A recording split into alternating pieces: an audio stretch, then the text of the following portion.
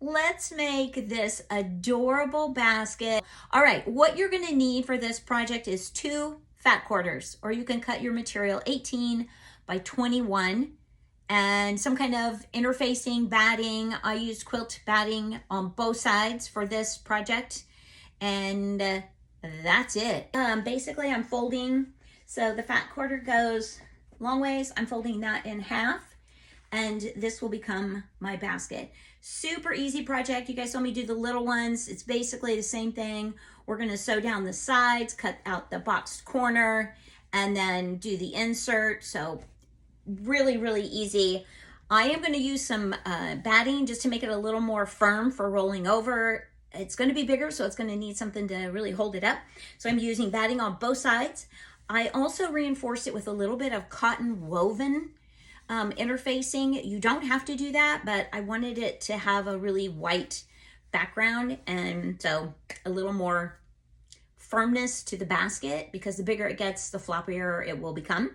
Well, let's get to it. I'm going to use my FAF to do some decorative stitches, and then we will get to sewing. It's a fast project, and you only need 2 pieces of fat quarters.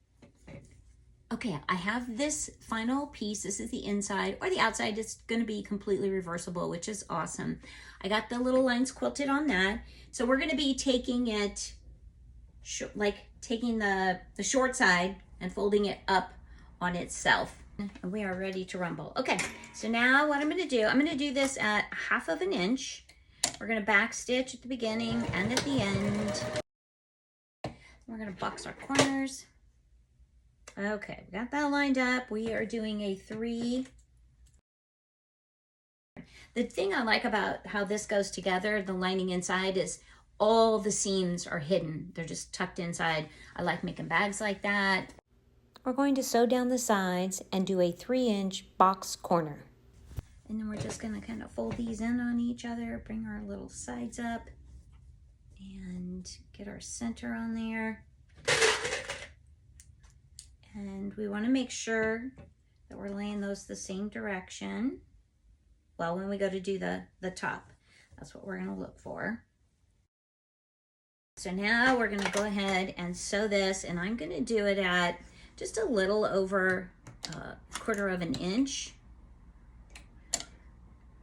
Right at, and we are going to back stitch. These sweet little girl baskets are going to be for my niece's new baby room. She's about to have a new little girl. All right, so what we got to do is pretty sides together is how this needs to work. So we are going to turn one inside out, one, this doesn't matter because everything is reversible. So as long as you got your pretty sides together, you're doing great. This is going to be so flippin' adorable. I love it. Okay, just getting all the corners tucked into each other. That will kind of help with placement. And then I'm going to put my seams together. Okay, I have to mark this because if I don't, I will 100% forget to stop. And and I've been doing a lot of that lately, forgetting and not stopping in time. So I want to make sure, is that going to be big enough? It'll work. It's soft, right? So I'm going to start, so I've marked, I've got 2 little marks on there, and I'm going to start on one side of it. Oh, did I come undone? No. Thank goodness. Did it stay all threaded? Yes. Start on one side, and I am going to do this at about 1/4 inch. I'm going to sew at, I'm going to just keep it at my 275. I think that's going to work the best. Don't forget to subscribe, like, and save this video. And we are done. Get these and all of these. I did leave it a little bit bigger because I was afraid that it might not pull through. Basically, all we're gonna do is reach in. I always grab the outside piece first and get it pulled through, and then that inside layer will just kind of come with it. Oh my I say this all the time. I'm always like, oh my God. But it's so, I don't know. It's so pretty when it starts coming out and you see the little fun print. You see it all together and you think about the little babies and I'm like, oh my God, it's so cute. Oh my goodness. Okay, so we're gonna pull this through. This is called birthing, by the way. You're birthing your bag.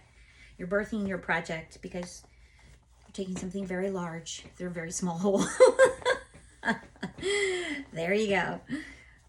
And then sometimes I will push it through that way too, like instead of pulling all the way. And then I just kind of give it a little fluff, push out my corners. Push out my corners. Oh, that batting. It's like everywhere. So cute. And then I guess you just have to decide which way you want it to go. I am going to put the pink on the outside for this. She could do it either way, but that's how I intended it in my head, was pink on the outside and the greeny teal color on the inside. Okay. And really just poking all your corners in, through, out, however you want to say it. Getting those lined up. Oh, this is so cute. Okay, so now the most challenging part is getting this, like you can kind of see, they're just big and fluffy. You got to get that seam really pushed up to the top. So you have to spend a little time, and I'm not going to bore you with it. I'm going to go and do that. I'll put it on fast forward and get this all pushed up. I'm going to give it a press, tuck this in, and then we'll do a top stitch around the outside of it. And I'll be right back. I do love the old school names, and this little girl's name is going to be Sylvie Sue. How cute is that? Look how cute it is. Oh my gosh. Why are baby things so fun to make? I think it's the sweetness of it all, right? Okay, I did go ahead and you can see this is my opening. So I've got that all ironed down, pinned up, and ready to rumble.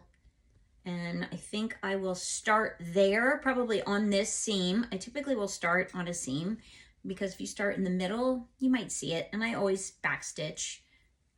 I guess you don't have to, but I do. One thing you want to think about is if you get that little bird's nest, you want to go ahead, make sure you've got enough of your thread pulled out so that it doesn't ball up, and you hold on to that for like the first 2 or 3 stitches, okay? Now we're gonna go ahead and start, and I'm just gonna lay it down and work my way around it. This is thick for what I've got going on because I did double my batting and I used a cotton woven interfacing. So even with my Juki, I'm gonna need to go nice and slow. And I think I'm gonna start over just a little bit. And we're just gonna go, I'm gonna go at a 3, maybe a little bit bigger, just because it doesn't need to be a big stitch. I mean, it doesn't need to be a small stitch. We're just decorative. That's all we're doing. Making it look very finished and polished. I am gonna back stitch just a couple stitches, and then we'll just keep going. The other sweet little baby new to our family is Goldie Rose. It looks amazing. Cutting off threads. Let me get that all finished off here. Okay.